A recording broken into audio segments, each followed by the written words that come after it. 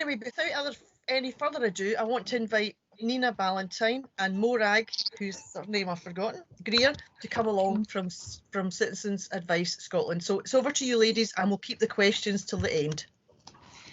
So thank you very much, Lesley, and thank you all for having us along today. I'm Mhoraig, and my colleague will be somewhere on your screen, Nina Ballantyne.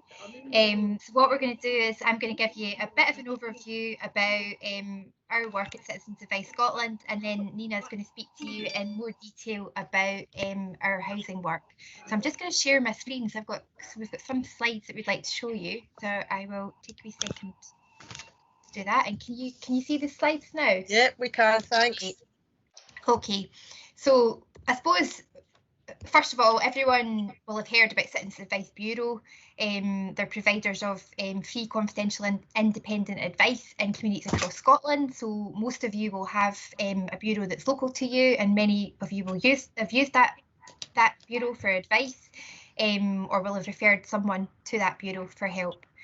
We work for Citizens Advice Scotland, which is the umbrella organisation for all the 59 bureau in Scotland, and we provide a number of functions. We provide support to those bureaus, so doing things like IT, HR, development support, as well as helping them with local campaigns, communication and policy work. And we also kind of represent the bureau's interests at a national level. But the other really important thing that Citizens Advice Scotland does, and it's what Nina and I's job is to use the kind of evidence that's gathered by all of the kind of advice interactions in the bureau across Scotland, to understand what's going on in people's lives, to see what the kind of big issues that are being faced by people in Scotland, and then to use that evidence, which comes to us as statistics, but also as kind of stories and case studies about what's happening within the bureau, to influence policy and to drive social change.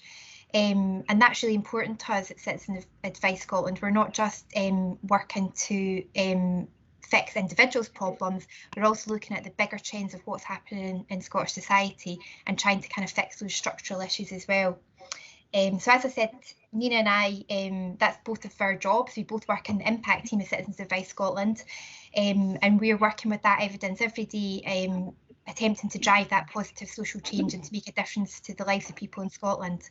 And the areas that Nina and I work on are housing, as well as employment and social security. So that's both the devolved and the reserved benefits that people in Scotland can access.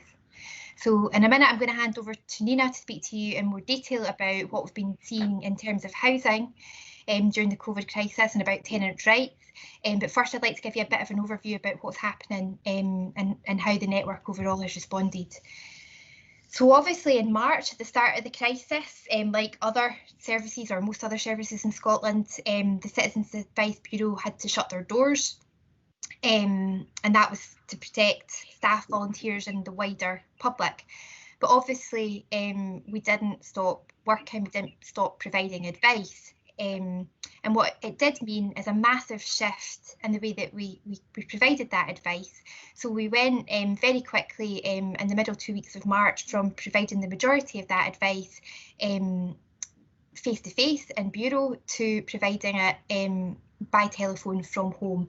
And that involved a huge task of getting a hold of loads of laptops and headsets and software licenses and getting them out to the advisors' homes across Scotland. And quite often that involved staff from Citizens Advice Scotland just getting in their car and driving the laptops to where they needed to be so we could get the advice provision back up and running remotely.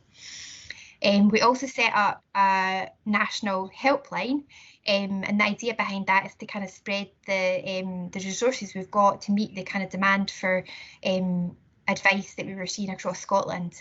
But you can see from the chart in front of you that the kind of advice line still makes up quite a small kind of proportion of the advice that we give out, and the majority of the work that we're doing is still by direct phone calls to the Citizens Advice Bureau themselves. So the next slide starts to kind of show you the types of things that people have been coming to us for help. And social security, so that's all benefits in all their forms, is always the biggest area of advice across the Citizens Advice Network, and that hasn't changed during the crisis. The kind of amount of advice that we give out has kind of varied as we've gone through, but it has represented between about kind of 44 to 50% of the advice interactions that we've had. And we did see spikes in demand for particular benefits, particularly around April at the start of the lockdown, or in the kind of first month where people were kind of risking not being paid because they were kind of out of work. We saw spikes in demand for universal credit and also for the Scottish Welfare Fund. Those actually have kind of normalised as kind of time has gone on, which may mean that kind of demand is down, but it may also mean that people are kind of getting more kind of savvy about how to kind of access those things as time goes on, and as the kind of awareness raising work kind of kicks in. So in terms of the other advice areas that we've been seeing, social security is the biggest. The two down the bottom are employment and debt, and this graph actually kind of shows them but kind of brought a bit more up to date. So you can see that we had increasing demand from early on for advice on employment, so that really kind of spiked in April as people really began to kind of worry about their jobs as the economy shut down, and that overtook debt as our second big advice area at that point. And what we've seen within that kind of demand for advice and employment is a steady rise in the number of, or the proportion of people that are coming to us for advice on redundancy in particular since April. I think the other thing that's worth noting on this slide is that demand for debt advice dropped at the start of the crisis, but it's been steadily rising since April, and in the last month it's actually overtaken employment again as the second biggest advice area across the network. And given the trends that we've seen in social security and employment advice and the things that we're seeing come through in the feedback from Bureau, and also the fact that the kind of vital protections like the furlough scheme are currently being wound down, we're obviously concerned that we'll continue to see an upwards trend in terms of that debt. So the final slide that I've got for you today is an infographic that's taken from our data pack. So since the beginning of the crisis, we have been producing monthly data packs that pull together our kind of insight and what we're seeing across the network. Over the summer, we did one that covers the whole of July and August. So this is some kind of observations for stuff that's going on across the network in July and August, which was just published on Monday this week, so it's hot off the press. I think one thing that's kind of particularly interesting in this data pack is the number of people that we've been giving advice to over the summer who we have been seeing for the first time. And we also know from our analysis that those new clients are more likely to be younger, they're more likely to be owner-occupiers, and they're more likely to be in employment than repeat clients. So we're seeing a kind of shift in our demographics. And I think that combined with the kind of proportion of new people that we're actually seeing demonstrates the scale and the reach of the impact of the COVID crisis. And to me, it also underlines the importance in free, impartial and independent advice during this crisis to help people get through. So I hope that's been a helpful overview, and I'm now going to hand over to Nina, who will speak to you about our housing work in a bit more detail. Thank you.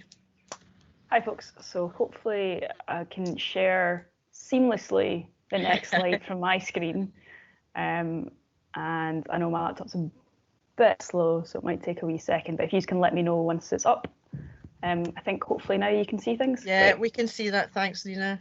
Fab. So I'm going to talk a little bit more in detail specifically around the evidence that Mhoraig mentioned, what we're seeing when people are coming to us, and then what we've been doing with that, and hopefully giving you all a bit of an idea about what your rights might be as tenants, what issues yourselves or other tenants across the country are seeing. We've got a few examples, and then places you can go for help if and when you need it. So this slide shows that the housing advice specifically has grown as a proportion of all advice. It's gone up beyond financial and charitable support, which is normally quite a high one for us. And although it's still, low overall, we're talking just over 6% compared to what it was in February, which is kind of our normal month. It's way above what we would expect to see.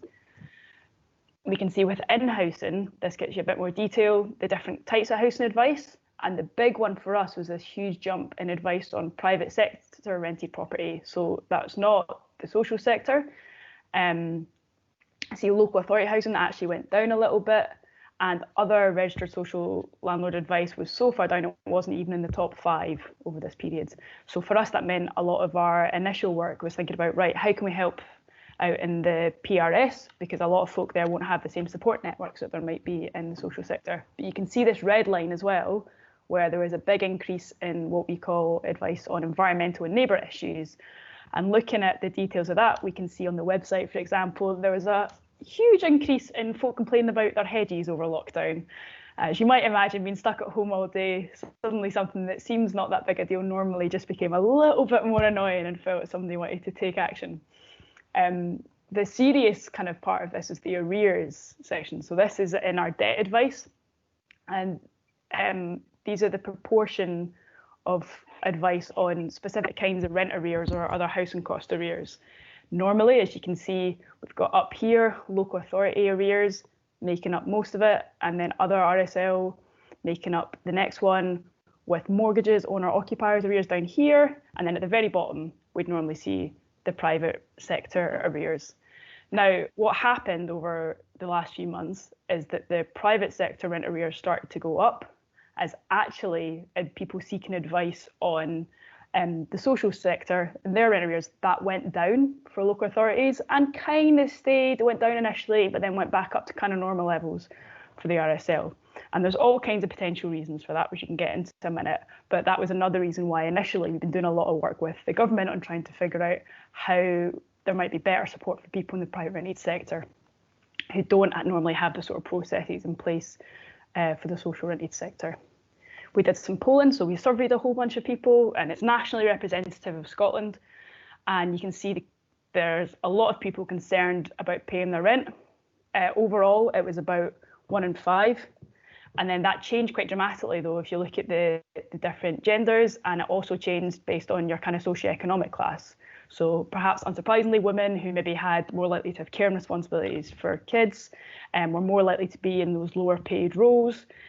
They were more worried about paying rent, and lower socioeconomic classes, again, were more worried about paying rent. So not surprising, but it's backed up by the numbers. So that's something we've been pushing as well.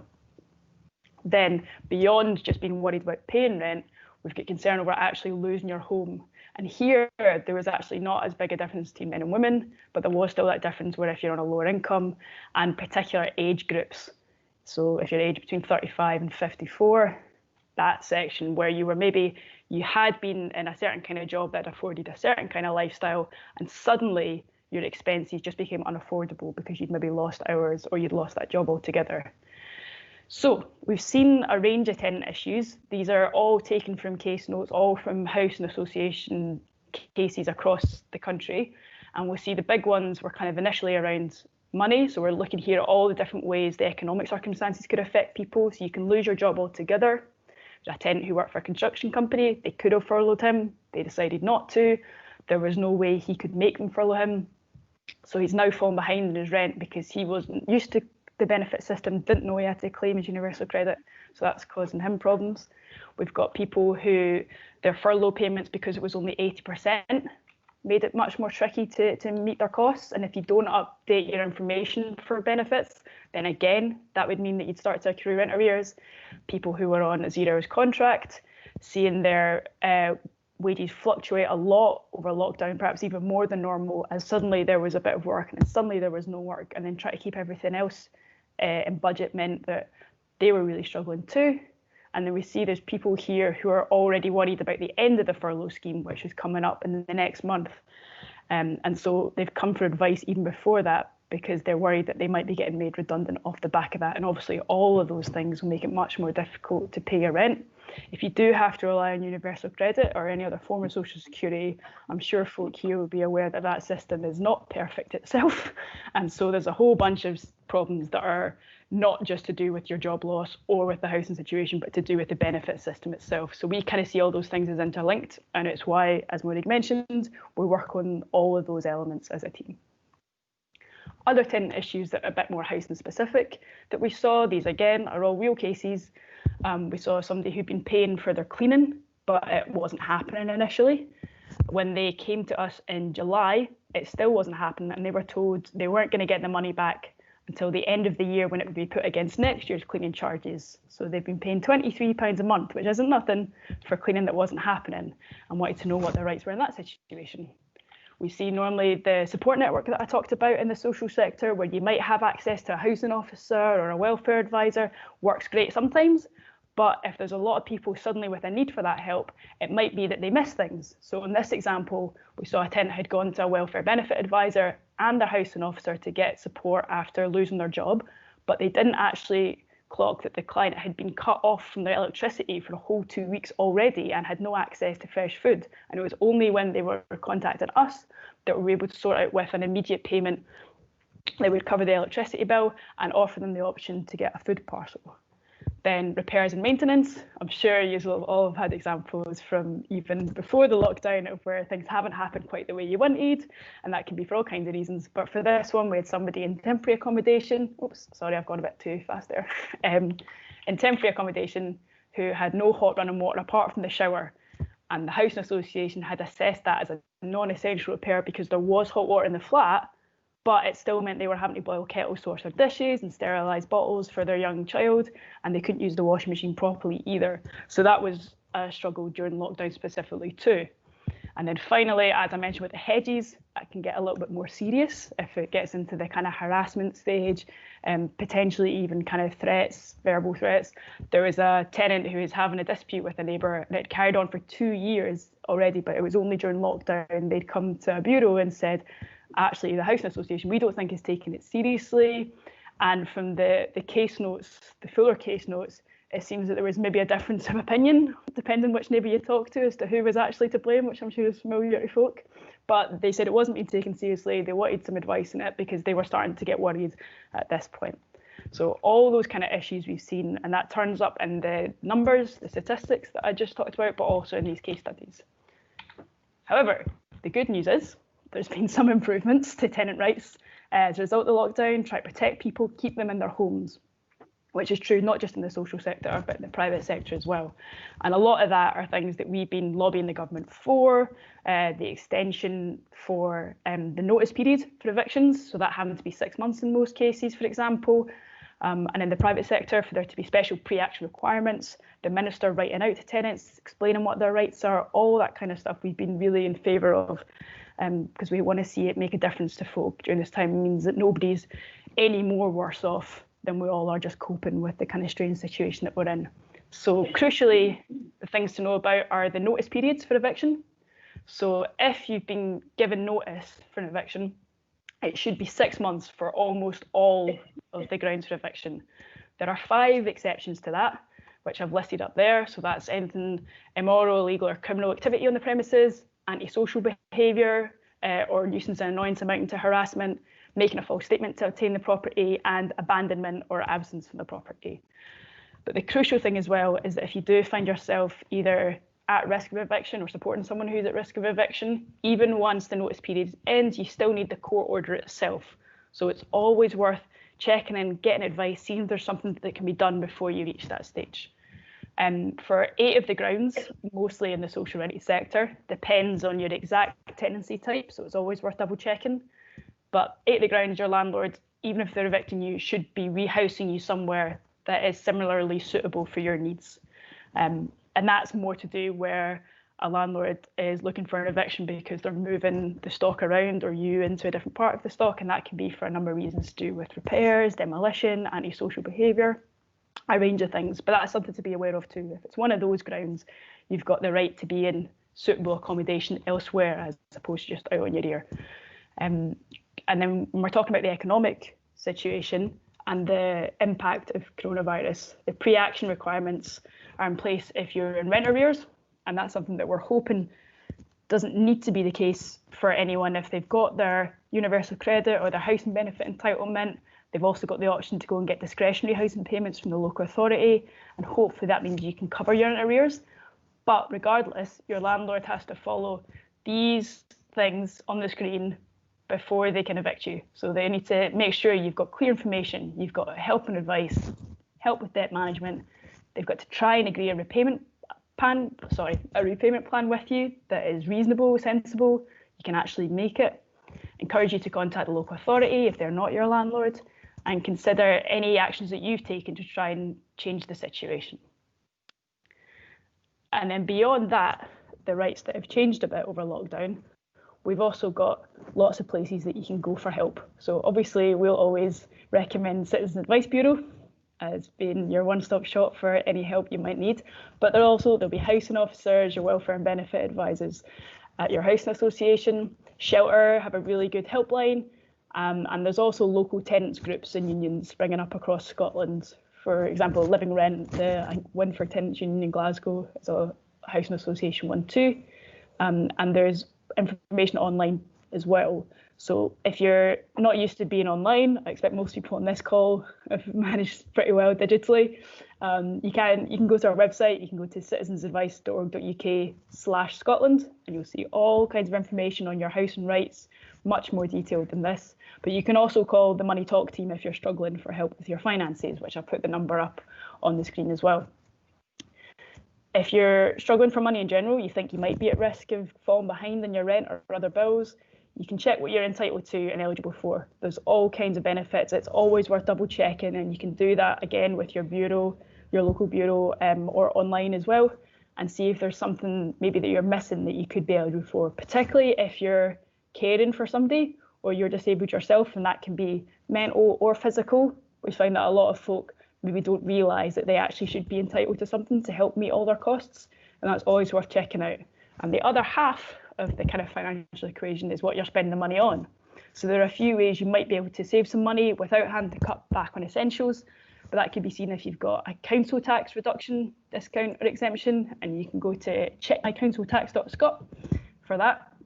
And you can also maybe check for your energy and your phone or internet to see if you can get a better deal there. I think that's everything from me just now. So I kind of whistle stop tour across what we're seeing, and it seems to have frozen a bit here. So hopefully you've heard most of that sharing. That's great, ladies. Thank you so much for that. I think that's been very informative, and I can only say keep up the good work. You've obviously done a power of work during lockdown, and people, you've helped so many people. Could you stop sharing the screen now, Nina? If you haven't. Sorry, trying to. I think my laptop's fritzing a little bit, but I'm doing my best. No problem. No problem. Second. Have we got any questions or any comments? Can we keep them sort of fairly general rather than individuals? I think Nina and Mhoraig have both suggested if you've got an individual problem, then go to the CAB website or the helplines that are there available for you. So I'm sure somebody must have a question or a comment they want to make. Can you put your hand up, please? Or maybe we've all frozen. Hello. It's still showing, Alice. it's still showing Nina's as end of slideshow. Is it? Oh, I can see that. Okay, Yeah, so, I think. So Lilius and Jeff Morgan and Alistair have all got questions. Okay, so Lilius, I'll start with you. Lilius, you need to take your mic off mute. Hello, Lilius. Is that it? That's it. That's you. Yeah, we can hear you now. Sorry, I think Universal Credit's got a lot to answer for people getting into debt, you know, with the fact that they get all their money and don't pay their rents and use the money for other things. And it could be for food or anything, you know, don't get me wrong. But at the end of the day, I think it was a shame that the people that used to pay their rent direct to the council, you know, it didn't go to them. It went to the council direct from their money was a good idea, and now that they're getting all their money is making it more difficult for them. Am I right in saying that? You know, that they're using them, you know. I to be honest, I'm not an expert, Lilius, but I think there has been some changes Right. to that people can say. Mhoraig, can you come in there? Yeah. Yeah, so I suppose we would kind of support people having the choice on that. And there is a kind of, it's called the Scottish choices within universal credit, which basically means you can opt to have your housing payment made directly to your landlord, and we know that that's a kind of a big help to a lot of people. It's not kind of necessarily straightforward though, and it doesn't, you don't kind of get that offer right at the outset. It comes kind of further down the line, and I think that kind of creates problems for people because they'll get their first universal credit payment, and then the second one their housing payment will be deducted from it, and that, so yeah, there's definitely a kind of problem in terms of the information that people get and their understanding of what the kind of different elements are for. And I think we've also got a concern about just the level of universal credit and how kind of difficult it is for people to get by on it. And one of our asks around universal credit at the moment, it was uprated at the start of the crisis and the emergency budget back in March by £20 a week. And that does seem to be making a big difference for people, obviously. Like £20, it's not a kind of insignificant amount of money. But unfortunately, that's just for this year. So the end of this financial year, it's set to go back down by £20 a week, which will be a huge cliff edge for people. So we're lobbying at the moment to get that £20 increase maintained beyond the end of the financial year. Okay, thanks for that. Lilies, could you mute your microphone again, because you're whistling? Oh, am I whistling? You're whistling, yeah. I think it might be you, Lilies. Thanks for that. I don't think it So happened. yeah, there you are. So we've got two other folk with questions. Can I ask Alistair to come in next, and then Jeff? Alistair Mackenzie. Hiya. Yeah, I was in the CIH meeting before this, and the housing minister was on, and it was on the evictions. He's announced that it's going to continue until March 2021 for the no eviction, which was due to end this month, but it's been extended till then. So that could cause some problems for some smaller housing associations. He did also say that, if you can afford to pay the rent, pay it, but there will be the minority who will deliberately not pay it. And the one other comment I was going to make: would it be possible to get a copy of the slides afterwards? Yes, I don't have any issue with that, Mhoraig. Do you? Yeah, that's fine. I was actually looking about to see if you were about. I think you're best placed to kind of talk about the eviction question, if that's okay. Yeah. Was that the end of the question there, Alistair, before I cut you off? Oh, sorry, were you? Yes. Great. So apologies for the slight technical issues on my end. Back on my phone, which hopefully works better. Basically, I think the most important thing to remember is that the changes to the eviction rules haven't meant a cancellation or really a pause in evictions. What it's done is it's just increased the notice period. So evictions have started happening. The first tier tribunal for the private sector and the court for the social sector will start to hear cases from just before lockdown, and then the 6 months period will finish in the next month for cases that started after lockdown. And so it doesn't actually mean that evictions are impossible. It just means that there's a 6 months delay, where what we're saying, and the reason why we pushed for it, is that's your opportunity to get help you need if you're struggling to pay rent. And I think for us, what we see, we advise people on debt quite a lot. Mhoraig spoke about that being one of the big advice areas. And what we see in the debt world, whether it's rent arrears, whether it's credit card payments or anything, is that it takes people a little bit of time to really accept that there's an issue. They're not going to be able to sort it out themselves straight away, and build up the courage a little bit and the confidence to come and talk to someone, get the help they need. So what we're pushing for is for that 6 months not to just be a kind of delay of the inevitable. It's an opportunity where folks should be supported really, really proactively by the people and the kind of organisations around them to get the help they need. Because there's a very small set of circumstances where someone would be ineligible for any support at all. So it should be possible for the vast majority of folk, if they're finding it hard to pay their rent, to get the help. And again, like you say, people who are willingly not paying their rent because they see this as an opportunity to kind of get one over without any consequences, that time will run down. And again, it's an even smaller proportion of people. So overall, if you're talking about a housing association's income streams and worries about that, it should be a very, very small proportion affected. And